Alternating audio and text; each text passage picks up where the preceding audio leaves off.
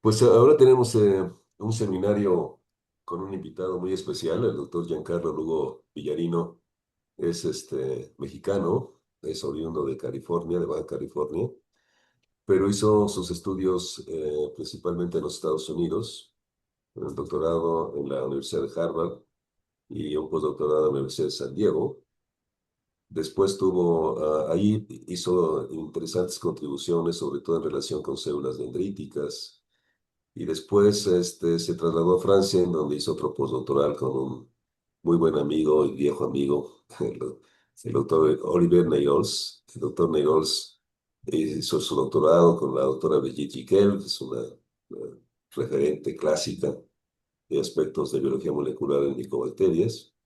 Y el doctor Olivier Neyrols pues, fue el mentor postdoctoral del doctor Lugo. Así es que en aquel momento, me acuerdo muy bien de inicio, estaban estudiando muy de cerca las implicaciones de la interacción del virus HIV con tuberculosis. Y después, pues el doctor Lugo empezó ya a hacer su propia línea de investigación, de la cual seguramente es el seminario que nos va a dar hoy. Ellos trabajan en el Instituto de Farmacología y Biología Estructural de la Universidad de Toulouse en Francia. Y ahí entonces pues ya está ahora el doctor Lugo Villarino como un investigador, un director de investigación y su nueva área de investigación principalmente, que es algo que nos va a platicar ahora, es sobre aspectos estructurales y tridimensionales de la interacción de la bacteria con las diferentes células en los pulmones inmunes. Es que va a ser verdaderamente un agasajo intelectual escuchar las nuevas cosas que está haciendo y con las nuevas técnicas. Así es que, Giancarlo, muchísimas gracias por haber aceptado y estamos expectantes de escucharle. Muchas gracias, doctor Hernández Pando. Quisiera, antes de comenzar, agradecer también a la doctora Silva Miranda y así como a los organizadores por la invitación para presentar nuestro trabajo que hemos realizado en el Instituto de Farmacología y Biología Estructural en Tolosa, en Francia. Esta es una colaboración entre el equipo de Olivier Néol, por cual yo pertenezco, el equipo de Christelle Beaulet y de Tian Munier. Este estudio, los estudios que voy a presentar hoy forman parte de nuestros esfuerzos en curso para entender cómo los microambientes pulmonares se remodelan durante la tuberculosis.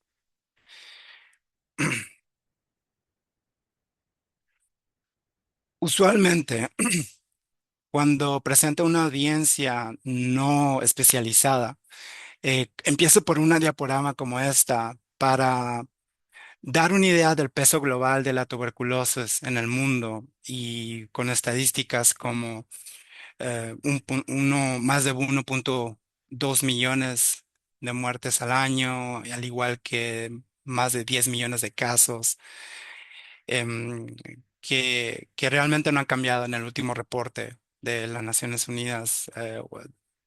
Y, am, pero hoy, considerando que estamos entre especialistas de la tuberculosis, quisiera partir de una perspectiva un poco distinta. Recientemente leí este libro con el título de Everything is Tuberculosis de John Green y a mí me pareció que es una forma interesante de replantear cómo entendemos esta enfermedad. Y si yo pudiera resumir en una frase este libro sería la siguiente. La tuberculosis persiste no porque no entendamos a la bacteria, sino porque no hemos resuelto los sistemas en lo que prospera. Y esto es lo que me gustaría introducir en la siguiente diaporama. Básicamente, el libro se enfoca en temas que uno ya sabe, ¿no? Si trabaja en la tuberculosis, pero lo que le da, por ejemplo, la desigualdad que constituye la pobreza, el acceso a la salud, la desnutrición, lo que hace el libro muy especial es que le da un toque personal con historias que son desgarradoras, pero al mismo tiempo que dan mucha esperanza. También habla de la historia, cómo tuberculosis ha acompañado a la humanidad y cómo hemos pasado de una aldea a una ciudad completamente industrializada, que con un mundo ya globalizado, que influye también esta enfermedad. y que a pesar que tenemos antibióticos muy efectivos para matar a a la bacteria, la tuberculosis sigue siendo una de las enfermedades infecciosas más mortales en el mundo. Y el libro se enfoca, da un giro para ah, pasar el mensaje que se tienen que mejorar los sistemas de salud, la política, la equidad, la solidaridad global y lo hace de una manera muy especial. Entonces, yo se los recomiendo que lean este libro. Y hay un enfoque interdisciplinario para integrar la biología, los datos y las ciencias sociales en su implementación. Y a mí lo que me interesó del libro me dio una idea de lo que yo estoy haciendo ahora mismo.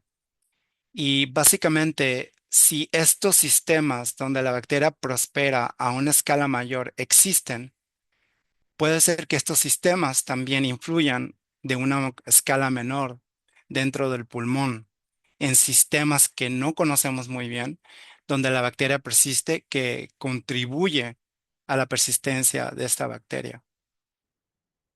Esta es la brecha conceptual que nuestro trabajo busca abordar. Y el primer estudio que no ha sido publicado, lleva como título Inmunidad tisular, identificación de una población distinta de perecitos TUB3 positivos asociados a la granulomas de tuberculosis. Este estudio me va a tomar tres cuartos de del tiempo que tengo y si el tiempo sobra, le presentaré un segundo estudio.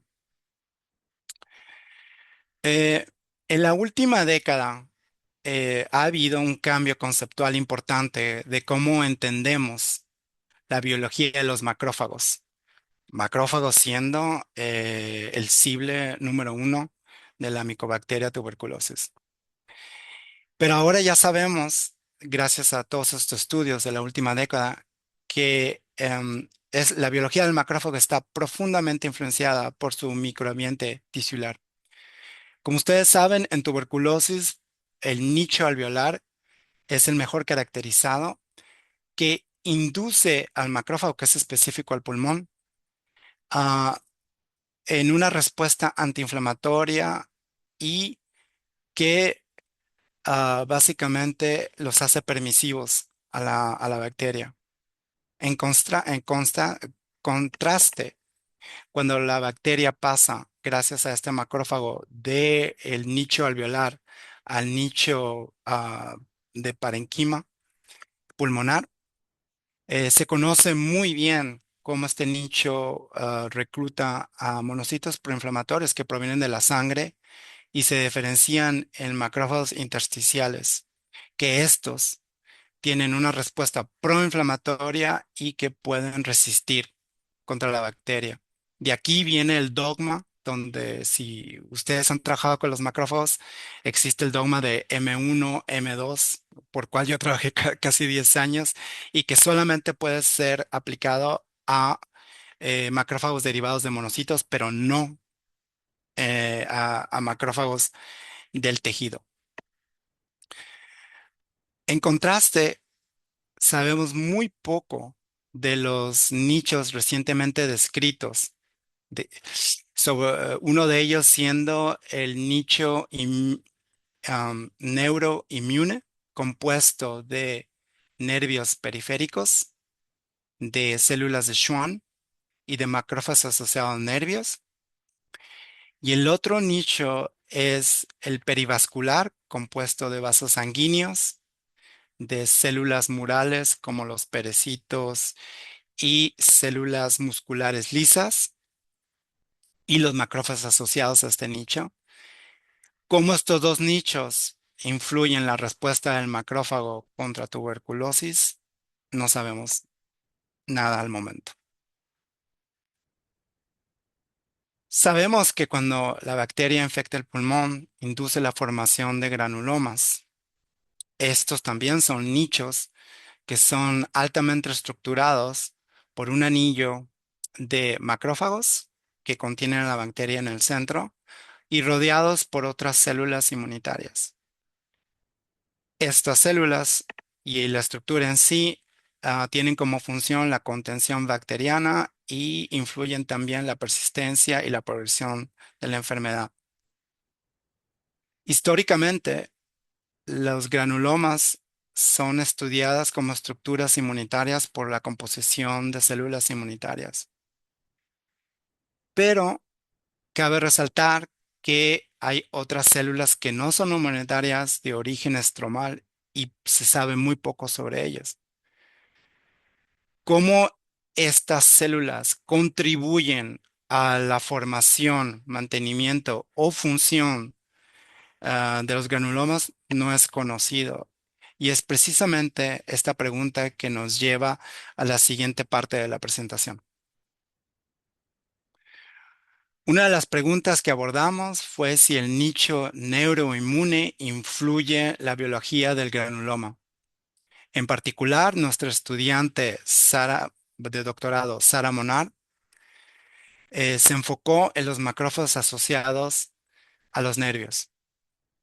Para identificarlos, primero era necesario visualizar los nervios periféricos utilizando el marcador Pound neuronal, que es la beta 3 tubulina, que voy a llamar TUB3 de ahora en adelante. Y como se ha reportado en la literatura, en pulmones no infectados, los nervios periféricos se localizan principalmente en regiones peribronquiales, como pueden ver aquí, y no en el parénquima. Sin embargo, para el día 42, como ustedes pueden notar, 42 de la infección con Mycobacterium tuberculosis, ustedes pueden notar el cambio notable en la señal de TUB3, que no solamente aumenta en las regiones peribronquiales, pero de una manera sorpresiva en el parenquima. Entonces nos preguntamos si este aumento de la señal TUB3 en el parenquima era solo cualitativo o si también se correlacionaba con la progresión de la enfermedad. Al cuantificar el área TUB3 positiva en el parenquima pulmonar a lo largo del tiempo, ah, podemos observar que de la nada al día 14 aparecen estas células en el parenquima, comienzan a aumentar de una manera progresiva. Hay un pico al día 42 posinfección que se mantiene después de 120 días. Y de manera importante, también pudimos correlacionar estas áreas de TUB3 positivas con el grado de inflamación pulmonar. A continuación nos preguntamos si este fenómeno es específico al modelo ratón. Para abordar esta pregunta, analizamos biopsias de primates no humanos, que incluye controles sanos y animales con tuberculosis activa o latente. Similar a lo que les enseñé en ratones no infectados, podemos ver que hay nervios que se detectan en el área peribronquial, pero no en el parenquima. En contraste, los animales que conllevan a tuberculosis activa o latente, podemos ver que hay una acumulación importante de células TUB3 positivas que están muy cercanas en los macrófagos y los linfocitos T en el cuff de los granulomas, o sea, el segundo anillo. Y esto también lo hicimos en cobayos que desarrollan granulomas muy similares a los humanos. Para extender estos hallazgos en la enfermedad humana, analizamos biopsias pulmonares de pacientes con tuberculosis. En concordancia con los datos en primatos no humanos, observamos las células TUB3 positivas, otra vez una acumulación importante, alrededor del cuff de los granulomas y asociados en esta ocasión más a los macrófagos. estrechamente próximamente a estas células que a los linfocitos. Finalmente, también, también pudimos cuantificar el contenido del nombre, del número de las áreas que son TUP3 positivas en biopsias de pacientes con tuberculosis a comparación de pacientes con no tuberculosis. Finalmente, pudimos también detectar estas células alrededor de los granulomas obtenidos de biopsias de am, ganglios, am, am, se me olvidó la palabra en español, linfáticos. Perdón, disculpen, sí, que obtuvimos en biopsias de ganglios linfáticos de pacientes con tuberculosis gracias a la colaboración con el doctor Molina. La pregunta del millón es, bueno, ya que vimos que estas células se encuentran en ratones, se encuentran en modelos importantes relacionados con la enfermedad humana, am, nuestra hipótesis era, como TUP3 era un marcador neuronal, posiblemente habíamos descubierto algo no descrito anteriormente, que era la neurogénesis in situ. Estábamos muy emocionados por esta hipótesis, pero después de un año y medio de tratar de comprobar que estas células eran de origen neuronal, am, no pudimos confirmar esto. De la misma manera, pudimos confirmar claramente que estas células no son de origen leucocitario o células blancas, no son fibroblastos, no son células endoteliales o neuroendocrinales. También comprobamos que no existe, son parte de una transición de células epiteliales a mesencimales. Y desgraciadamente nuestro estudiante colectó toda esta información y la publicó como un preprint a principios de 2025, sabiendo que este estudio netamente descriptivo podía servir a la comunidad. En este punto, habiendo descartado las identidades celulares clásicas en el contexto de tuberculosis, nosotros necesitábamos una estrategia no sesgada para determinar qué son realmente estas células TUB3 positivas. Y esto me lleva al trabajo de nuestro recientemente incorporado estudiante de doctorado, Maxime Pingré. En colaboración con el equipo de Fabián Cosia en Berlín, Maxim desarrolló un enfoque de proteómica espacial diseñado específicamente para perfilar al nivel molecular las regiones TUB3 positivas directamente en el tejido pulmonar infectado. En términos generales, se hace una tinción de cortes de pulmón infectado con un anticuerpo contra TUB3. Después, utilizando el software QPAT, se hace una segmentación de regiones de interés, RDIs, y se hace una microdisección láser de los RDIs y análisis proteómicos. Aquí podemos ver cómo el microláser corta el tejido a nivel celular y esta biopsia cae en un platillo de 384 pocillos y de ahí se hace la proteómica para poder relacionar proteína A, proteína B con nuestra proteína de interés, que es el TUB3. Y finalmente, validar a nivel histológico que las proteínas coinciden. Utilizando la proteómica espacial, comparamos directamente las regiones de TUB3 positivo, aquí está delineado, como les había dicho, en rojo, con regiones CD45, que son los leucocitos que están por donde quiera, y restamos las proteínas y lo que queda enriquecido, como pueden ver en este volcanoplot, son las regiones TUB3 positivas que se separan claramente de las proteínas asociadas a las células inmunitarias. Y de manera notable, las proteínas selectivamente enriquecidas en estas regiones corresponden a una firma canónica de perecitos. Esto incluye PDGFR beta, NG2, desmina, MCAM, vitronectina, como pueden ver en rojo.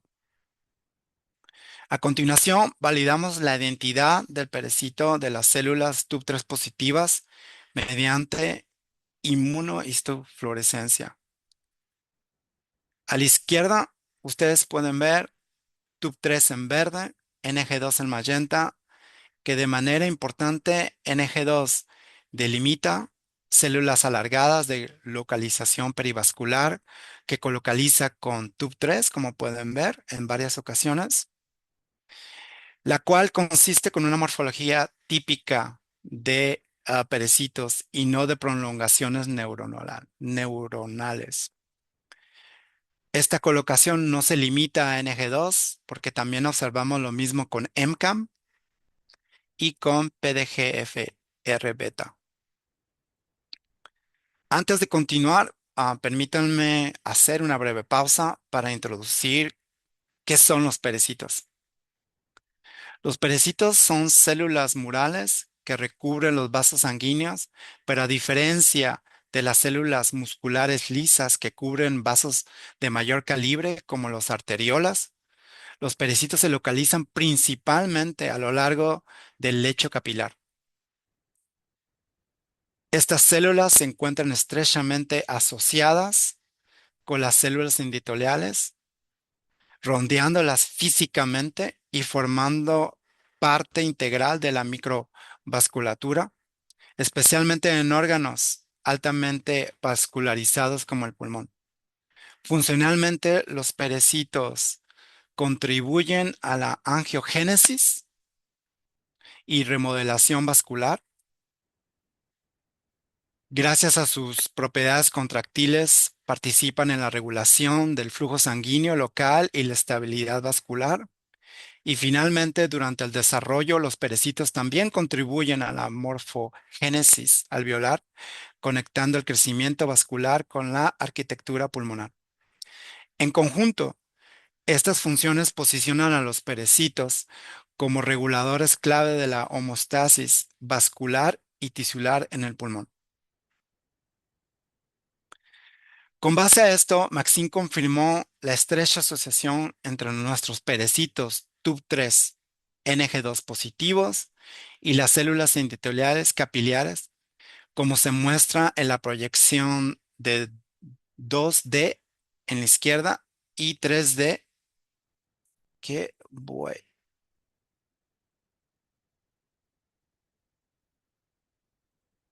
a mostrarles en este video. Como pueden ver, las células están completamente asociadas, redondeando las células endoteliales. Y lo más interesante del asunto es que estos capilares son exclusivamente activos a comparación de otros, capilares. Una vez identificadas estas células como de tipo perecito a nivel proteico y espacial, nos preguntamos si los perecitos pulmonares se ven afectados a nivel transcripcional por la infección con Mycobacterium tuberculosis. Para abordar esta pregunta, realizamos una secuenciación de RNA de célula única en pulmones de ratones no infectados y de ratones infectados al día 42, utilizando una estrategia de enriquecimiento de células estromales donde depletamos los leucocitos y las células eritroides y los analizamos con la plataforma de TSX genómica. Para estos análisis ómicos contamos con la experiencia de nuestros colegas postdoctorales mexicanos como el doctor Sánchez, que proviene del IMEGEN, y la doctora Bautista de la Universidad de Tlaxcala. El UMAP que se muestra aquí representa el panorama celular pulmonar global en ambas condiciones. Las células perecitos que ven aquí se agrupan, disculpen, déjame poner el láser, se agrupan en un vecindario que es exclusivamente de origen perivascular, donde se localizan a las células musculares lisas que vienen de las arterias o de las venas, así como los fibroblastos y células epiteliales, tanto en los ratones no infectados como en los ratones infectados. Para enfocarnos específicamente en los perecitos, extraímos y visualizamos únicamente la población de perecitos, como pueden ver ustedes en en cada condición. Y este nos da una base de datos de referencia que viene del mapa LongMap. Eso nos permite comparar directamente los perecitos pulmonares no infectados con el infectados y nos da un marco para evaluar si la infección induce los estados distintos de perecitos. Aquí nos enfocamos específicamente en los perecitos pulmonares y analizamos cómo cambia su perfil transcripcional durante la infección por Mycobacterium tuberculosis. En anaranjado tienen los perecitos de ratones no infectados a comparación del agua de los perecitos infectados. Y como pueden ver en este heatmap de 200 genes diferencialmente expresados más relevantes, al comparar estas dos condiciones, lo que se observa inmediatamente es una reprogramación transcripcional robusta y coordinada en los animales infectados. Por lo tanto, por primera vez, estos datos demuestran que los perecitos pulmonares no son células estructurales pasivas, sino que se vuelven transcripcionalmente activos y responden dinámicamente durante la tuberculosis. Para entender qué programas se activan en los perecitos durante la infección, realizamos un Gene Score Enrichment Analysis utilizando los genes sobreexpresados en perecitos de pulmones infectados frente a pulmones no infectados. Y lo que emerge de una manera muy clara es un eje inmune inflamatorio predominante. Y en paralelo también observamos programas relacionados de ciclo celular y crecimiento, de vías de desarrollo morfogénesis, señalización de factores de crecimiento y hormonas y programas inmunitarios osmotáticos. En conjunto, estos análisis demuestran que la infección induce en los perecitos un estado de transcripcional activado con la capacidad de respuesta inmune. En cuanto a la expresión de TUP3, nuestros análisis indican que se encuentra principalmente sobreexpresada durante la infección en el nicho perivascular, como en células musculares lisas de origen de vena, los perecitos, fibroblastos y células epiteliales, como pueden apreciar. Si nos enfocamos en nuestra célula de interés, que es el perecito, que es TUP3 positivo alto, de manera interesante podemos ver que efectivamente TUP3 está sobreexpresado y que aparte de muchos genes que vemos distintos en este estado de activación, también vemos quimosinas asociadas a efectos antifibróticos que se encuentran aumentados en estos perecitos. Aquí mostramos un análisis de enriquecimiento de vías KEGG utilizando los genes sobreexpresados de perecitos TUP3 altos en comparación de perecitos TUP3 bajo provenientes de pulmones infectados. De manera notable, las vías más enriquecidas fuertemente asociadas con la infección, incluyendo la tuberculosis, y la respuesta inmune, incluyendo la diferenciación de TH1, TH2 y TH17, y la activación metabólica del factor de hipoxia HIF1 alfa. Una ventaja clara de análisis de single cell RNA-seq es que nos permitió obtener una firma transcriptómica única a nivel de célula individual para poblaciones que no habían sido previamente caracterizadas en el contexto de tuberculosis. Sin embargo, uno de los problemas principales cuando uno trabaja con células residentes de origen estromal es que cuando las separas mecánicamente, las puedes activar de una manera no específica a la enfermedad. Por lo tanto, quisimos incorporar estas firmas genéticas y realizar, como lo hicimos anteriormente con la protómica, la transcriptómica espacial, porque de esa manera podemos mapear estas células que están en su ambiente sin estresarlas y cambiarles su perfil genético.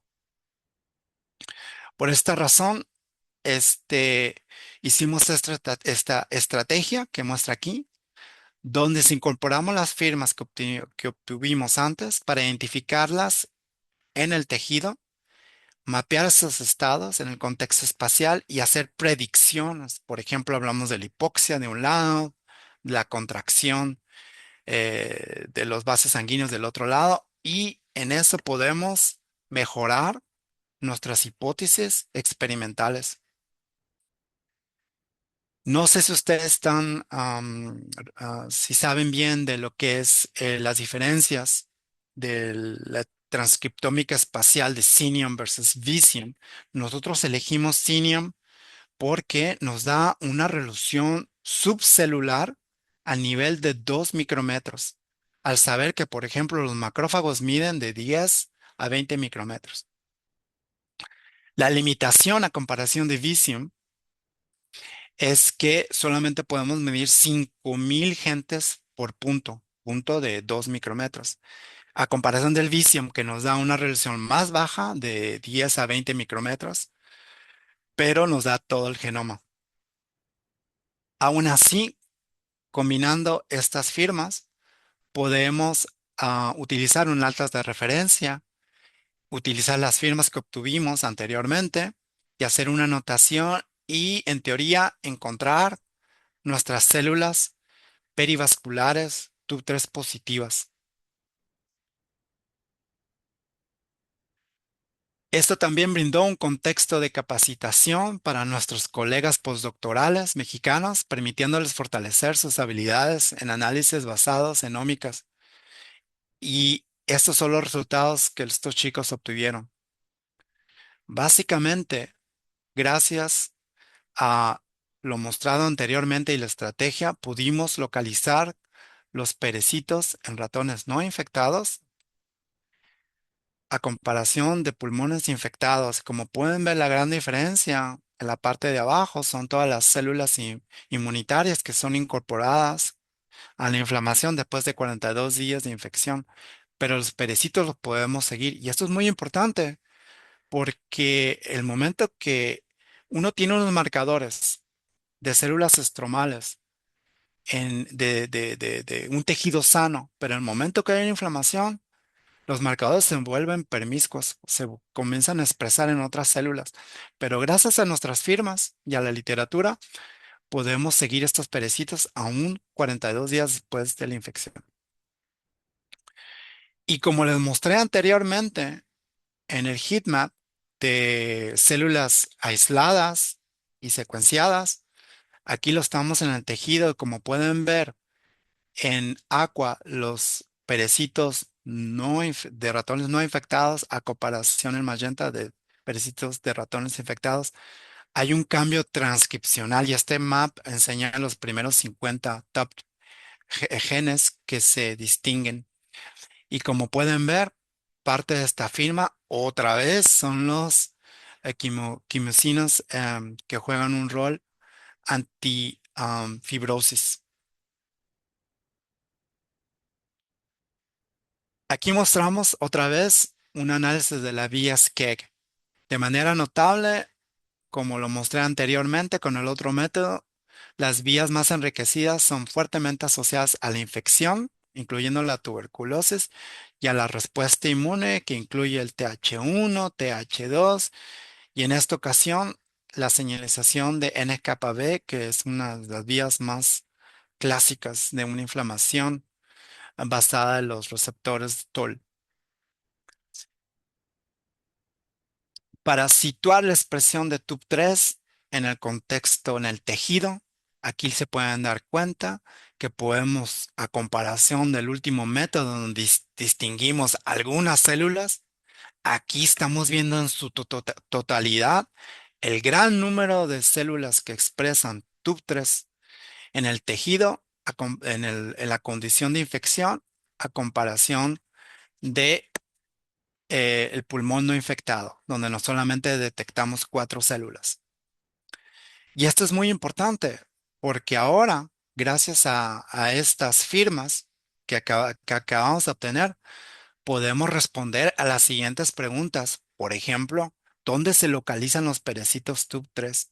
¿Están enriquecidos en el borde del granuloma, como lo mostramos en los humanos y en los primates no humanos, incluyendo los cobayos? ¿Siguen siendo perivasculares o se mueven? ¿Se localizan con firmas de hipoxia? ¿Y quiénes son los vecinos? ¿Cuáles son los vecindarios específicos celulares? Entonces, de esta manera, este estudio no está publicado, pero creemos, como conclusiones de lo que llevamos, los hallazgos que para mí son claves, les mostré que después de la infección, aunque estas células no son infectadas, eso lo sabemos, no son infectadas, este, sobreregulan las vías de infección y respuesta inmune.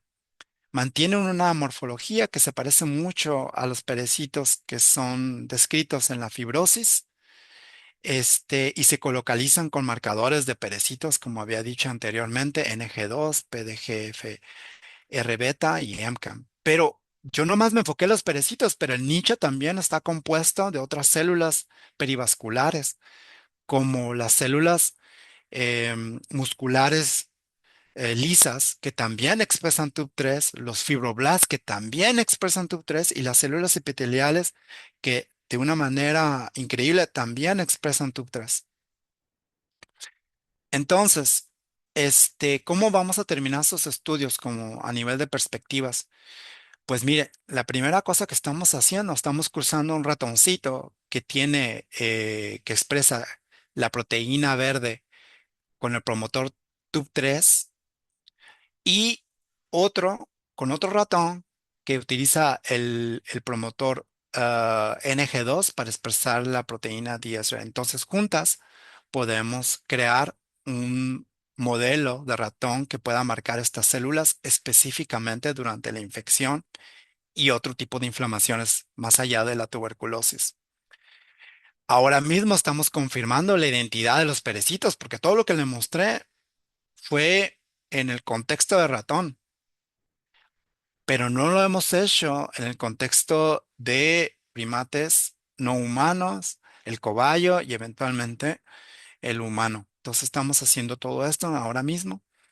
Y lo más importante para Maxim, creo, y para hacer una gran diferencia, es saber, pues, cuál es el rol funcional de estas células. Y para esto ya importamos diferentes tipos de ratones, donde tenemos el knockout, que no tiene el TUB3 para saber si solamente es un marcador o efectivamente eh, es importante para la activación de este tipo de subtipo de perecitos. Y si no es así, solamente un marcador, tenemos el promotor donde expresamos la proteína CRE, que lo podemos cruzar y sobreexpresar o deletar genes específicamente en células que expresen TUB3. Bueno, con el tiempo que me queda, y es el cuarto, le pido una disculpa porque estoy 5 minutos atrasado. Quisiera abarcar estos sistemas humanos innovadores que venimos trabajando desde 2018, que se llaman en inglés NAMP, for New Alternative Methods, para el remodelado de la infección por micobacterias y la evaluación de fármacos, por ejemplo. Este proyecto lo trabajamos Celine Kogul, que tuvimos el placer de viajar a México juntos el 2015, 2016 y encontrar en una de esas veces al doctor Hernández Pando. Y bueno, dimos un giro completamente de lo que estábamos trabajando anteriormente. Pero lo que le queríamos presentar, déjeme nomás cambiar este laser pointer para mostrarles un video de lo que es un organoide. Un organoide de pulmón. Como pueden ver, las células epiteliales están en verde, el núcleo de las otras células está en azul y bueno, la micobacteria la tenemos en rojo. Entonces, como dice Skipper, un modelo es una mentira que te ayuda a ver la verdad. Entonces, quisiera abarcar este tema en los siguientes 10, 12 minutos. Esta es básicamente mostrando los modelos biológicos para las infecciones por micobacterias. Y de un lado tenemos los modelos animales, como el que les acabo de presentar, donde utilizo el ratoncito, los cobayos, los primates no humanos, que es un costo increíble hacer este tipo de experimentos y tener unas habilidades fuertes, ¿no? Para trabajar con estos ratones te dan muchas ventajas, pero también tienen limitaciones y una de ellas es la predicción limitada de desenlace clínico, que básicamente en el contexto de vacunas en la tuberculosis sabemos curar, prevenir la tuberculosis en ratones, pero todavía nos hace falta cómo hacerlo los humanos. Del otro lado de la moneda, que tiene, diría yo, poca relevancia fisiológica a comparación de los modelos animales, pero tiene una rastreabilidad experimental enorme. Son los modelos in vitro, ¿no? Con células primarias, células celulares, a trabajar con la granuloma in vitro. Y pues cuesta menos dinero y efectivamente se requieren menos habilidades, ¿no? Del que experimenta con esto. Tiene muchas ventajas, como las que acabo de describir, pero otra vez, el problema es que falta la estructura similar al tejido y está muy limitada y también tiene una mala predicción del desenlace clínico. Entonces, lo que nosotros argumentamos es que hay una necesidad de un sistema de 3 dimensiones para modelar el pulmón humano. Y esto lo complace completamente, según nosotros es el futuro, en los organoides. Estos son que nosotros llamamos avatares de órganos humanos en una placa. Son derivados de células madres, tienen una organización fiel y tridimensional, una composición multicelular que es bastante adecuada a lo que es el tejido y no solamente tiene la composición, pero tiene también la función de los tejidos humanos. Entonces, este tipo de células humanas, contexto tisular de 3D para no solamente la tuberculosis, para muchas otras enfermedades, ¿no? Y se están haciendo biobancos de muchas enfermedades. Pero a mí lo que más me emociona es poder utilizar estos modelos en un futuro para la medicina personalizada, tener un acompañante organoide, ¿no? Para poder mejorar el tratamiento exclusivamente a uno mismo, qué drogas y qué dosis son importantes, qué tratamiento. Y básicamente algo que se está viniendo muy fuerte y que lo estoy sufriendo en carne propia es que es una alternativa a los modelos animales donde la Unión Europea ya decidió que para 2030 va a ser muy difícil que uno trabaje con animalitos. Entonces cada año nos la están haciendo más y más difíciles. Lo que es bueno es que hay una proyección en el mercado global de organoides que en el 2027 asciende a 3,4 mil millones de dólares, a comparación de 2023, donde se manejaba 1,4 millones. Y bueno, ¿cómo obtenemos estos organoides? Lo tenemos, por ejemplo, aquí en Toulouse, en el hospital de Toulouse, de pacientes de cáncer de pulmón, donde adquirimos biopsias de tejido sano que son adyacentes. Y en la resección pulmonar podemos hacer una suspensión de células pulmonares donde básicamente se va a expander la célula basal que se encuentra en el tejido. Y esto se hace, ese tipo de diferenciación por 15, 30 días, es la diferenciación de tercera dimensión en un material que se llama Cultrex. Puede haber varios, ¿no? Pero nosotros utilizamos este. Y en estos días forma, gracias a la diferenciación de células basales en células de club, células de caliciforme y ciliadas, entre otras, para formar un organoide de tercera dimensión donde el lado apical está hacia adentro y el lado basal está hacia afuera. Estos se pueden quebrar para hacer lo que se llama hoy en día la interfaz el aire líquido de 2D ALI, que los voy a estar presentando los dos. Se pueden utilizar alternadamente. Y aquí lo que están viendo es el organoide en sí, cómo se mira. Si hacemos microscopía electrónica de transmisión, pueden ver que aquí está el microvilli, el cilia. Pueden ver que hay diferentes células, como habíamos dicho, de caliciforme, de club cells y los vasos encontrados en la área basal.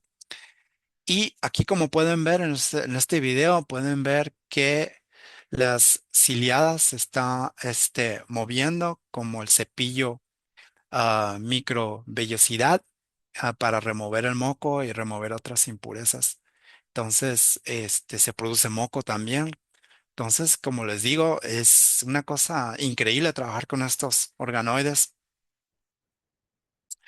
Y la cuestión, el meollo del asunto fue adaptarlos a nivel 2 y a nivel 3 de seguridad biológica, porque no es sencillo, como ustedes han de saber. Y bueno, aquí está un postdoc que trabajó con nosotros 2017 hasta el 2021, Nino, donde básicamente construimos al tipo MacGyver una plataforma para tener una cámara y tener un sistema de microinyección, donde tenemos un pedal abajo de la campana y tenemos un joystick donde podamos mover la aguja, como lo pueden ver en este video. Aquí les voy a mostrar cómo inyectamos. Para nosotros es muy importante siempre incorporar la bacteria con un, un teñido como Fast Green para ver que efectivamente la bacteria es inyectada, como la pueden ver ahorita. Aquí estamos perforando el maltrigel y eventualmente vamos a empujar el organoide. Aquí lo pueden ver.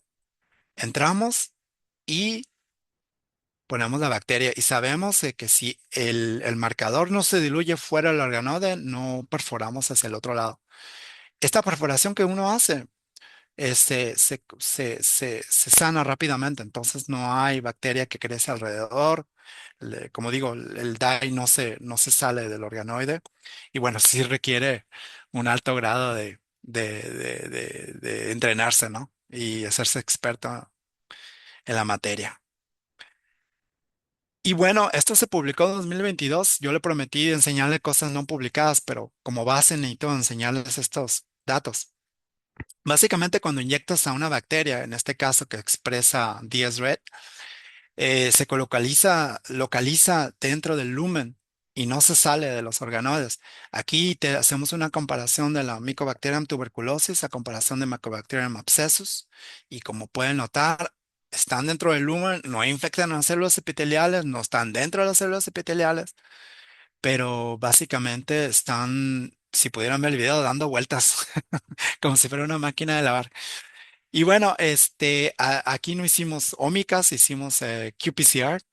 En todo caso, miren, si hacemos no solamente el teñido, ven que los genes no cambian. Los genes que tenemos aquí representan las citocinas, péptidos antimicrobiales y las mucinas que son parte que producen el moco. Y como pueden ver, tuberculosis, cuando inyectamos tuberculosis dentro, hay una expresión alta de interleuquina 8, CXCL10, GM-CSF, CCL5, y hay algunos beta defensas que aumentan y otros que disminuyen. Pero lo que sí es claro que los genes que producen el moco disminuyen. Y también ocurre lo mismo con Mycobacterium abscessus. más o menos algo similar, pero una completamente inhibición de los beta defenses, ah, péptidos antimicrobiales y otra vez el moco. Es increíble. Y si tomas un control positivo, en este caso la interleucina 1 beta o la interferona gamma, que son clásicos de inflamación en respuesta a la tuberculosis, pueden ver que todos los genes en su totalidad son sobreexpresados. Entonces quiere decir que esto es muy específico a las micobacterias. Honestamente, tal vez el doctor Hernández Pando, ustedes sepan que lo que se ha publicado con el moco, pero para nosotros nos sorprendió mucho este. La otra cosa que nos sorprendió es que la Mycobacterium tuberculosis no crece, inclusive una semana después disminuye notablemente, casi 2 logs, y después aumenta otra vez, pero nunca más de lo que inyectamos. Al contrario, Mycobacterium abscessus en cuestión de una semana crece 2 logs y eventualmente rompe el organoide. ¿No? Entonces son dos cosas completamente distintas donde las células estromales epiteliales, el conjunto de células que les dije, responden de una manera diferente. Y bueno, aquí les quiero enseñar algo muy emotivo que nunca seguimos, pero vamos a seguir. Aquí está el organoide. De un lado tiene la membrana celular en rojo, del otro lado es un bright field, donde pueden ver los macrófagos. Pusimos macrófagos más o menos mimando los macrófagos que vienen del lado de, parenquima y que son reclutados al área del organoide. Entonces están dentro del matrigel. Entonces corro este video primero para que vean los dos. Y lo que pueden ver, quiero que se enfoquen en estas áreas. Lo que pueden ver es que hay un reclutamiento específico de células de macrófagos a esta área del organoide. Y si vemos ahora, de una manera más enfocada, lo que podrán ver es que las células macrófagos vienen a este lado y de pronto con los bracitos comienzan a sacar la bacteria del lumen hacia el matrillel. O sea que de lo que es afuera, que es el lumen, posiblemente jalen a la bacteria a lo que es el parenquima pulmonar.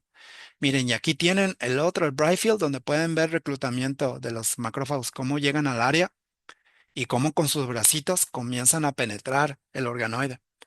Entonces, son cosas que realmente no son conocidas, porque la idea, y me van a desmentir ustedes, es de que los macrófagos alveolares están dentro del lumen, donde es el área, y producen la interleucina 1 que se comunica con la célula epitelial basada con el receptor de interleuquina 1 y promueve una apoptosis de esa célula por cual el macrófago pasa de un lado al otro, ¿no?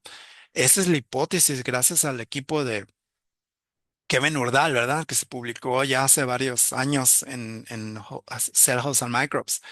Pero de que venga un macrófago dentro del parenquima y que pueda mover a la bacteria y meterla hacia acá, entonces, pues eso es algo único que sería interesante estudiar. Bueno, este es un resumen de lo que hemos hecho, que es bastante. Pues, yo he colaborado con Celine con todo lo que tiene que ver la Mycobacterium en tuberculosis, pero ella se ha enfocado en bacterias que no son de la tuberculosis específicamente y se ha enfocado en la enfermedad de cystic fibrosis, fibrosis cística. Conmigo hemos publicado estos 3 artículos y quiero recalcar que León Casa Stephen fue un estudiante mexicano que reclutamos de Aguascalientes en 2018 y sacó como 6 publicaciones de primer autor. Aquí están las primeras 3. Y el hombre ya se fue a hacer un postdoctorado en Cambridge, en el Reino Unido, y la está rompiendo. En todo caso, Celine también ha trabajado con Pseudomonas aeruginosa en el contexto de fibrosis cística y ha publicado estos artículos que son muy buenos. Utilizando el sistema 2D de Ali que les hablé anteriormente, han publicado el laboratorio de Celine y de Tian Munier en relación con el SARS-CoV-2 y también con otros patógenos que vamos a ver para hacer, analizar los fármacos. Y una cosa que es súper cool, que para mí es algo que es cutting edge, o como se dice de frontera, es que estamos desde 2022 trabajando juntos con fondos de Gates Foundation, con una compañía alemana en Berlín que se llama Tissues, donde incorporamos los organoides en un sistema de microchip, donde tenemos tres órganos, el pulmón, los ganglios linfáticos, esta vez sí me acordé, y el hígado. Y están en circulación con los PBMCs del mismo donor. Todos los órganos vienen del mismo donor. Y entonces nosotros estamos incorporando esto para como modelo de, para encontrar vacunas contra la tuberculosis. Y estos microchips te pueden durar hasta 60 días con la mycobacteria dentro del sistema. Eh, pero lo que les quisiera ya terminar de esta presentación, porque ya creo que ya me pasé bastante, es terminar con un estudio que no se ha publicado y nomás voy a mostrar unas cuantas diaporamas, nomás para pasar el mensaje. Y básicamente es, como les dije, obtenemos los organoides y gracias a los organoides podemos desarrollar estos sistemas de dos dimensiones que se llaman ALICE y que como pueden ver aquí tienen una topología bastante buena. Tienen su lado basal, su lado ápico, pueden ver la cilia que puede estar en la parte de arriba. Están produciendo moco que lo pueden ver con el teñido de Alcyon Blue. Y aquí una microscopía electrónica de barrido, donde pueden ver efectivamente que encuentras diferentes células, incluyendo las que están ciliadas. Y algo que es muy importante es que esta barrera es funcional porque moléculas muy pequeñas de 4 kilodaltons pueden pasar de un lado al otro, pero no las que están alrededor de 70 kilodaltons. Entonces es muy selectivo, funciona como barrera. Entonces, promovemos que el ALI es una estructura celular multicelular pseudoestratificada que presenta una función de barrera. En cuestión de la tuberculosis, en nuestro modelo utilizamos dos tipos de cepas. Una cepa bacteriana con bioluminescencia o luciferasa o expresando la proteína verde. La ponemos en este sistema de ALI y como pueden ver en esta microscopía electrónica de barrido, pueden ver la bacteria que está siendo capturada por el cepillo. Cepillo, se me olvidó el nombre. Y lo que pasa es que no hay crecimiento como lo mostramos en los organoides de tercera dimensión. No hay crecimiento de la bacteria, entonces eso va de la mano y no pasa de un lado al otro. La bacteria se mantiene del lado apical, pero no del lado basal y lo medimos ya sea por la luciferasa o por básicamente el conteo de UFSS. Entonces, la pregunta es, ¿hay una retrotraducción del modelo ALI para la evaluación de fármacos con la tuberculosis? Y básicamente, como ustedes han de saber, dos tipos de tratamiento. Esta terapia va dirigida al patógeno en primera línea, como ustedes lo conocen, que mata a la bacteria. Y el otro tipo que nos permite evaluar es terapias dirigidas al huésped, que para mí son muy importantes, porque como venimos al punto de origen cuando comencé con el libro Everything is Tuberculosis, tenemos todas estas drogas que son muy eficaces, pero al momento que llegan al huésped, por una razón u otra, no son eficaces. Nuestra hipótesis es que los nichos heterogéneos limitan la eficacia de estos fármacos. Entonces, si uno puede entender cómo puede remodelar los nichos donde se encuentra, donde la bacteria está prosperando, podemos mejorar no solamente matar la bacteria, pero también no dañar el tejido y la función del pulmón. Bueno, en nuestro modelo básicamente es, ponemos la bacteria otra vez, como se los había mostrado anteriormente, y ahora ponemos los compuestos por 6 días y analizamos la carga bacteriana y la secreción de citocinas. Y lo que pueden ver básicamente es como eh, esperado, matamos a la bacteria con la mayoría de los antibióticos, a excepción de la pira- piracinamida o linosolid.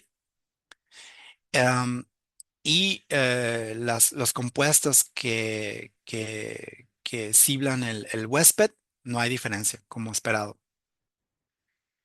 Cuando vemos la secreción de citocinas, vemos que ninguno de los antibióticos modulan la sobreexpresión, la respuesta de interleucina 6, pero está el moxifloxacino y la piracinamida, que sí afectan, disminuyen la expresión de la interleuquina 6. Como previsto, los compuestos que sirvan al huésped, podemos ver que el ibuprofenol disminuye, como esperado, la inflamación de interleuquina 6 y la doramapimod también disminuye de una manera considerable la interleuquina 6 y lo mismo ocurre con la aspirina en la interleuquina 8, el ibuprofenol y con el metmorfín. Como pueden ver, es muy, muy variado cómo cada compuesto está funcionando en cada modelo. Y entonces nosotros analizamos este modelo en comparación de un modelo fiel a lo que es el macrófago del pulmón, como el macrófago alveolar. Y para esto se acaba de publicar a finales de 2023 del laboratorio de Larry Schlesinger, que estaba en Ohio y se movió a Texas, una adaptación donde utilizan la interleucina 10, GM-CSF, TGF-beta y el surfactante que pueden uno obtener del plasma de pacientes. Y diferencias los monocitos que vienen de los buffies en macrófagos que son, argumentamos, alveolares. Como pueden ver, comparamos estos macrófagos que diferenciamos in vitro con macrófagos que vienen de pacientes de lavado broncoalveolar. Estos son los macrófagos que vienen del paciente que expresan CD14, CD16, como pueden ver. Y los macrófagos que diferenciamos en vivo se parecen bastante porque tienen estos dos marcadores altamente expresados. Y cuando hacemos una comparación de los diferentes marcadores, vemos que a excepción de CD36 o DC-Sign, CD200 o 209, los otros marcadores se expresan de una manera muy similar a las células primarias que provienen del paciente. Entonces, promueven este modelo tiene un fenotipo muy similar al de los humanos. Cuando infectamos estas células, vemos, si utilizamos la microscopía electrónica de transmisión, que efectivamente estos macrófagos son susceptibles a la micobacteria, como pueden ver aquí en color violeta. Y de tres diferentes métodos, ya sea con luciferasa, con conteos de UFC o por citometría de flujo, utilizando una bacteria que expresa la proteína verde, podemos ver que a lo largo del tiempo la bacteria crece intracelularmente en los macrófagos, a comparación de las células epiteliales y las otras células del Ali, donde la bacteria se queda en el lado ápico y no infecta las células ni se queda extracelularmente y no infecta las, ba- las células residentes del estroma. Ahora es que podemos hacer la retrotraducción de los AMLs para la evaluación de fármacos con la tuberculosis. Pues hicimos el mismo modelo donde ahora exponemos los macrófagos infectados por 6 días y medimos la carga bacteriana y la secreción de citocinas. Y como pueden ver aquí vemos algo completamente diferente que lo vimos en los Ali. Ahora sí, todos los antibióticos funcionan matando a la bacteria a diferentes magnitudes, pero significativas. Y vemos que efectivamente ahora sí los antibióticos pues bajan completamente el nivel, la producción de TNF y en cierta manera algunos bajan la producción de interleucina 6. Aquellos compuestos que siblan el huésped, podemos ver que ahora sí, sorpresivamente para mí, pueden bajar la carga bacteriana como la aspirina, como las estatinas y la memorfina. Y a nivel de inflamación, podemos ver que la memorfina y la doramapimod pueden reducir tanto el TNF como la antilucinasas. Y bueno, esto me lleva a las diaporamas finales, donde básicamente el mensaje que le quiero pasar con esta segunda parte de la presentación es que los antibióticos sí, efectivamente pueden matar a la bacteria in vitro, ¿no? Directamente, pero dependiendo del contexto, ya sea intracelular y si es una célula inmune o no, o extracelular, dependiendo del nicho, los compuestos reaccionan de una manera completamente diferente. Y lo que puede cambiar el outcome es la terapia dirigida al huésped, porque no solamente puede modular el estilo de vida de la micobacteria, pero influye también cómo los antibióticos pueden matar la bacteria y en sí mismo cómo los macrófagos pueden mejorar su resistencia contra la bacteria. Entonces, lo que yo promuevo junto con mis colegas es si hacemos diferentes nichos que existen en el pulmón, en organoides, por ejemplo, donde estén las células endoteliales con los perecitos y otras células murales y sus macrófagos, no los macrófagos provenientes del monocito o los macrófagos provenientes del alveolo, puede ser que podamos encontrar una mejor terapia y una mejora a la respuesta inmune contra la tuberculosis. Mi última diaporama tiene que ver, voy a tratar de concluir todo de lo que hablé hoy. Hablamos del libro Everything is Tuberculosis, donde hay sistemas donde la tuberculosis prospera.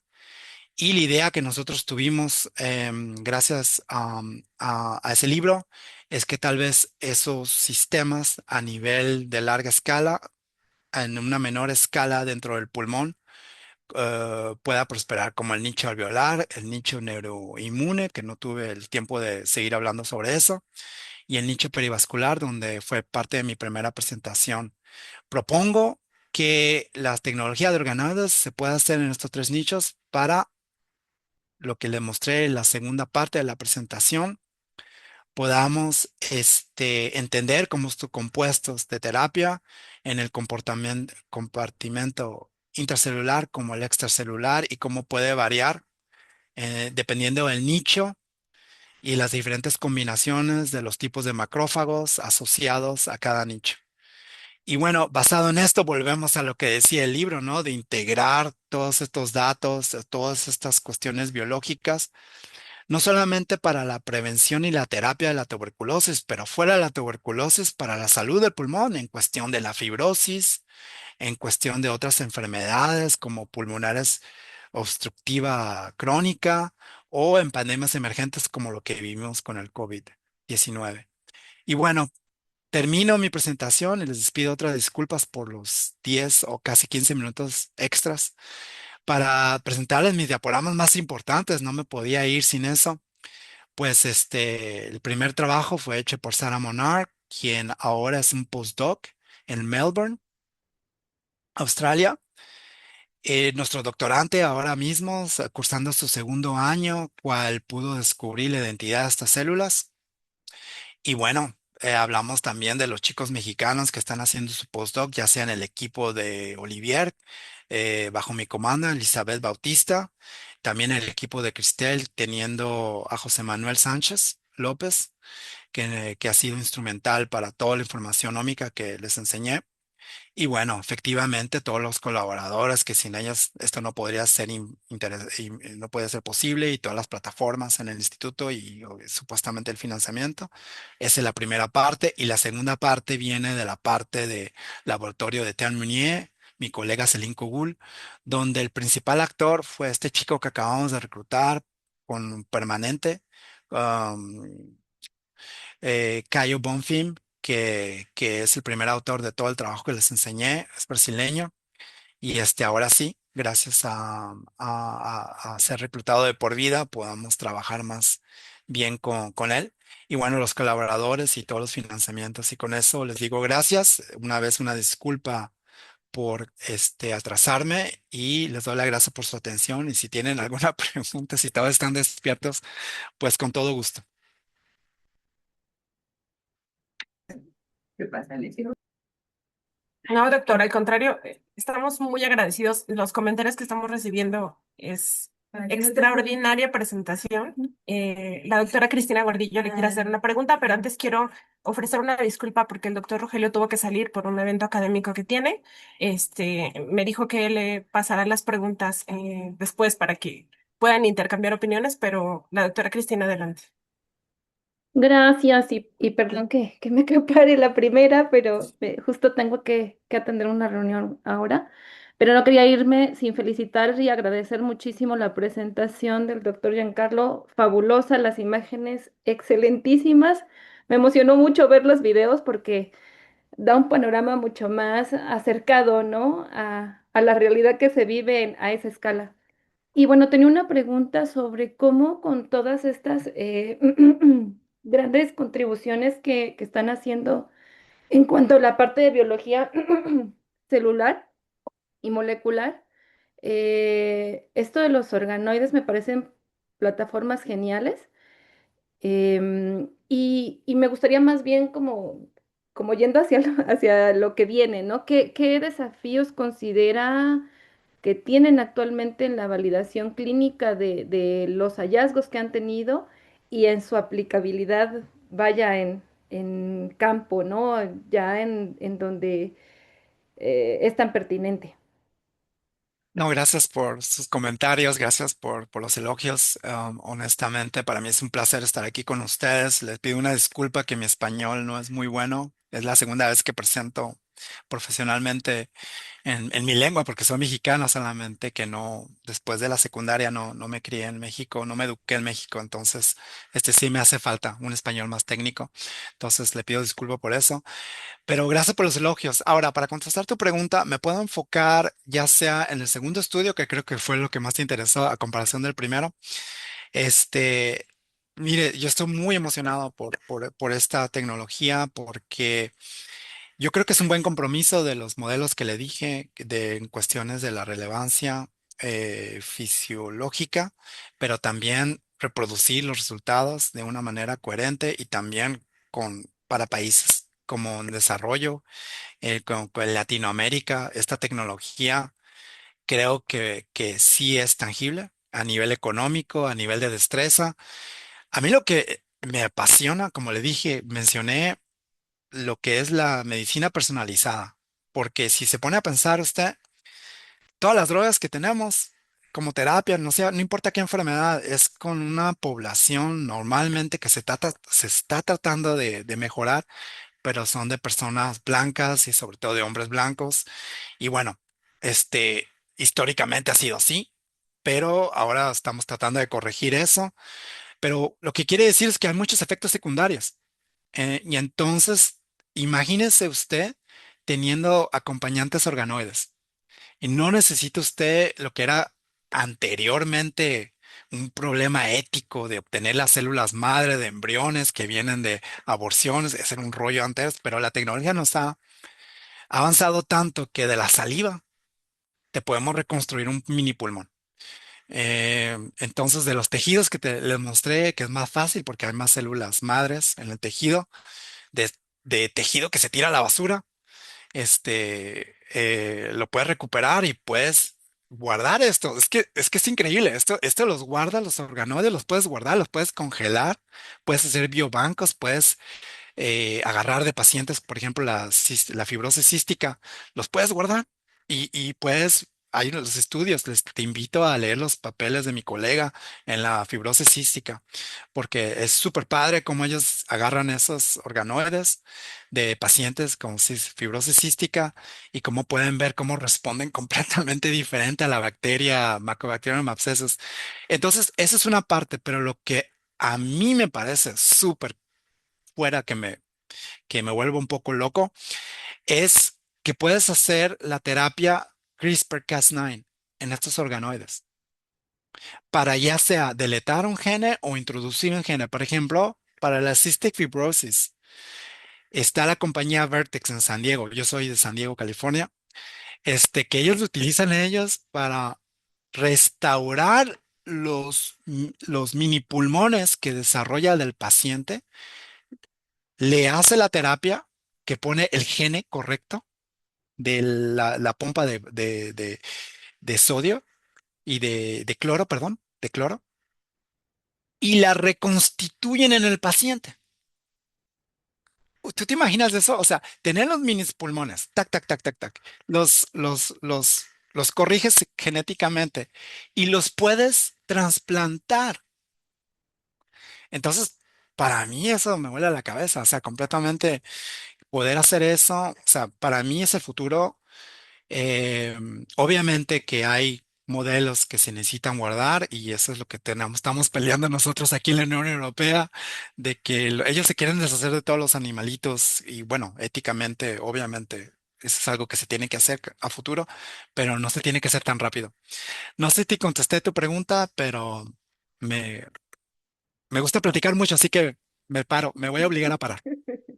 Muchísimas gracias. Contestó y además me contestó además porque es al punto al que iba, ¿no? Que puede ser, y lo mencionó en la presentación, que es aplicado a tuberculosis y a aquellos efectos que tiene la micobacteria en el pulmón, pero también en otras enfermedades que son tan importantes también y que cuando lo ponemos en el contexto de una persona afectada por TB, que puede tener muchas otras cosas y otras enfermedades, me parece una contribución fundamental en lo que están trabajando. Y nuevamente, felicidades por todo el trabajo hecho y dirían, ya vislumbramos cosas muy buenas adelante, no solamente en las terapias, sino también en las vacunas, ¿no? En las posibles vacunas que se puedan generar con todo lo que ustedes están haciendo.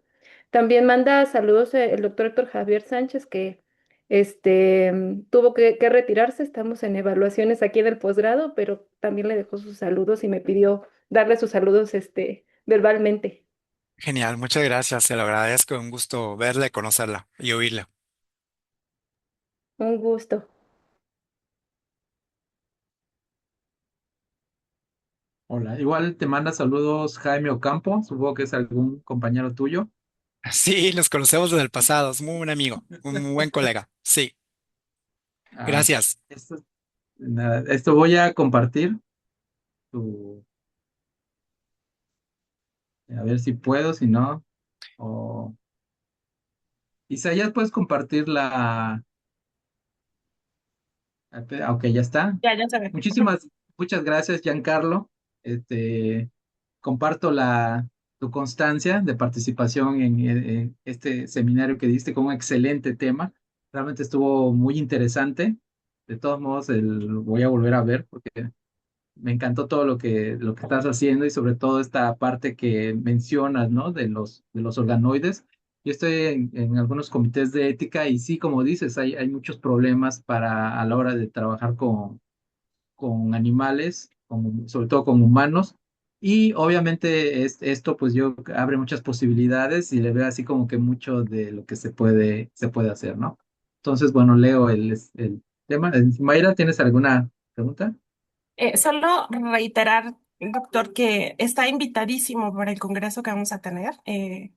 No me dejó no solo sorprendida, sino mucho más, porque además habla de esta transición que todos pensamos, pero que es posible, ¿no? De dejar de personalizar o dejar de generalizar para personalizar. Yo estoy encantada, se lo dije al inicio de la plática, los macrófagos son mi pasión, pero todas las imágenes son increíbles y además algo que tengo que reiterar es la sencillez con la que nos transmitió. Su español es perfecto. Entonces, Gracias. considera importante venir al Congreso para que no solamente nosotros que estuvimos aquí podamos ver el trabajo magnífico que hace, ¿no? Entonces, ya le estaremos diciendo, pero es un compromiso que tenemos. Muchísimas gracias. Muchas Ya, gracias, doctor Silva Miranda. Se lo agradezco de todo corazón. Proceda a Creo, la lectura. Bueno, no sé, ¿algo más, Giancarlo? no, nomás, creo que hay una pregunta de la doctora Laura Escobedo, James, en el chat. No sé si tengo tiempo para responderla. Ah, sí. Yo sí, puedes responderla. Si la pregunta que la doctora Laura Escobedo James hace, ¿los perecitos podrían estar implicados en el desarrollo de la hipertensión pulmonar en la tuberculosis?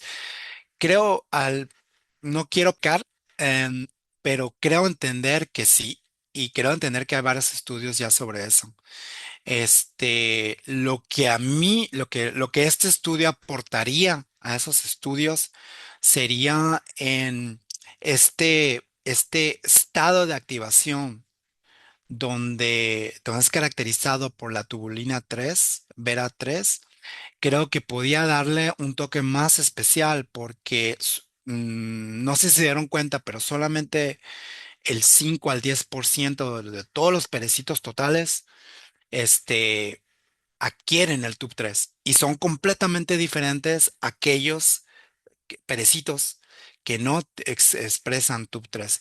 Y en términos de espacio, estas células que son TUB3 positivas están más en áreas de inflamación, de lesiones por la inflamación de la tuberculosis que aquellos que no tienen la tubulina 3.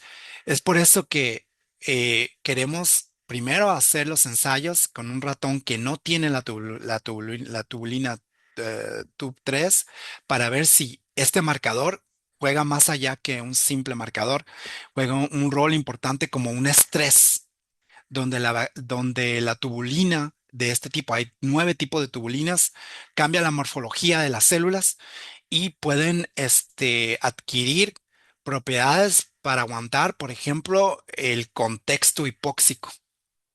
Entonces, más allá de la tuberculosis, a lo que llamamos el desarrollo de la hipertensión pulmonar, claro que sí, creo que hay estudios sobre eso.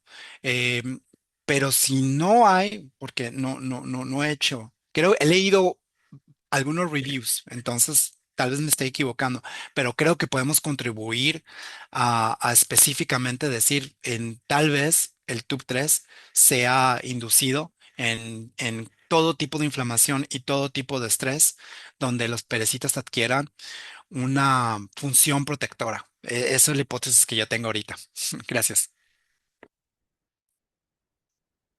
Muchas gracias por la respuesta. Y la doctora Laura también le agradece la respuesta y le dice que fue una excelente ponencia. Gracias, muchas gracias a todos. Bueno, procedo con la lectura. La Red Mexicana de Investigación en Tuberculosis y otras micobacteriosis le otorga reconocimiento al doctor Giancarlo Lugo Villarino por su brillante participación en los seminarios permanentes de la red en MEX-TV como ponente del tema Reprogramación de nichos pulmonares en tuberculosis de la inmunidad tisular a modelos organoides y plataformas translacionales. El evento se llevó a cabo de manera virtual el 29 de abril de 2026 y firma nuestro presidente, el doctor Hernández Javier Sánchez Pérez, presidente de la Red Mexicana de Investigación en Tuberculosis y otras micobacteriosis, AC. Muchísimas gracias, doctor Giancarlo, por esta excelente presentación. Muchas gracias Y a todos.